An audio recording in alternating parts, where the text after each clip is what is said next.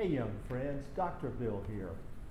I am so glad that you've taken the time to spend a few moments with me as we continue to talk about the big names in the Bible.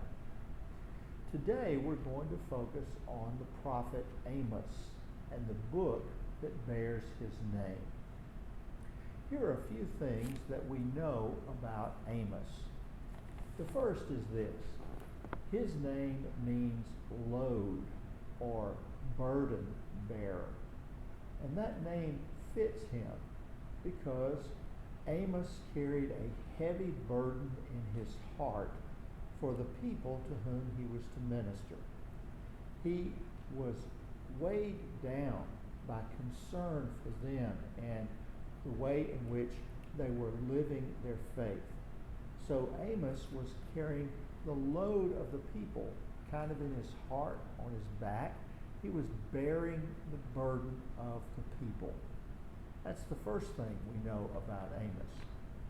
The second is the book hints at what he did, that he was a shepherd and looked after sheep and cattle, and also he tended to trees.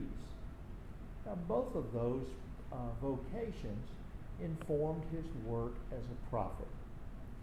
By preaching to the people, he was trying to shepherd them and lead them back to God. And as a tender of trees, his message was intended to help prune away the things that weren't working for the people, the things that were hindering their growth in faith. And then the last thing we know about Amos is that he was born in the city of Tekoa, which was about 10 miles from Jerusalem. Now, let me remind you or refresh your memory about some things that we've talked about in the past. You may recall that at one point in time, the nation of Israel split into two kingdoms. The northern kingdom was comprised of 10 tribes, and the capital was in the city of Samaria. The southern kingdom was composed of two tribes, Judah and Benjamin, and the capital was in Jerusalem. Well, since Amos was born in Tekoa, near Jerusalem, he was from the southern kingdom. Nevertheless, God called him to speak and to preach to the people in the northern kingdom. So in other words, Amos was really going outside of his boundaries and his comfort zone. In terms of preaching to the people, he would be looked upon as an outsider. Now here's the backdrop for his message.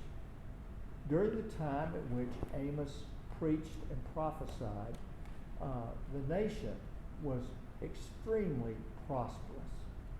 There were no enemies, no countries threatening them. For the time being, things were well for all of the people of Israel. And as a result, their economy was booming and people were prosperous and growing rich. It's against that backdrop that Amos offered his message. And there are two key ingredients in his message that I want to highlight for you today. The first is this: despite the enormous prosperity that the country was enjoying, the poor were being neglected. Those who were reaping the rewards of a robust economy and growing rich, well, they were disregarding the people who were at the bottom of the ladder, those who were on the margins. And Amos took one look at this situation and said, this is not right. God calls all of us as a people to look out for each other, especially for those who are less fortunate, especially for those who are poor and lacking in resources. Amos came down hard on the people in the northern kingdom because they were disregarding the poor. In fact, one of the most famous things that he said is that you will sell the poor for a pair of new shoes. So we get the picture. Amos was trying to say to the people of Israel, it's all well and good that you're being prosperous, that you're doing well, but don't forget the people at the bottom. If you do, God is not happy. The second important message that Amos delivered had to do with the people's worship.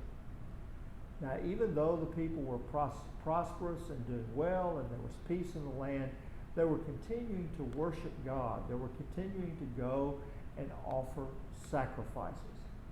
But Amos said, this practice of yours, your worship is empty. You're just going through the motions. Because even though you're making sacrifices, even though you're showing up to sing praises to God, your heart's not in it. Your worship is not changing your behavior. Your worship is not affecting how you live and how you treat others. And so again, Amos came down hard on the people. He said, God says this, I am so weary of your worship. I am so tired of all of your sacrifices because it means nothing. It means that you haven't changed. You haven't become the kind of people that I want you to become. So it's obvious from this that Amos had to deliver a hard message.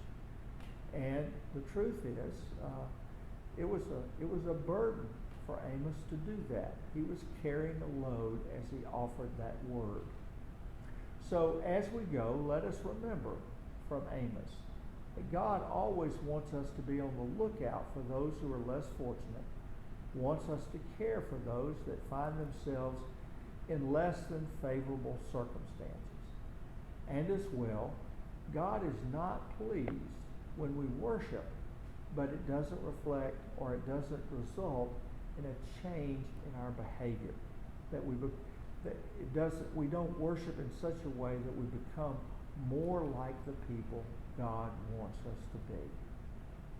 Well, that'll do it for today's lesson.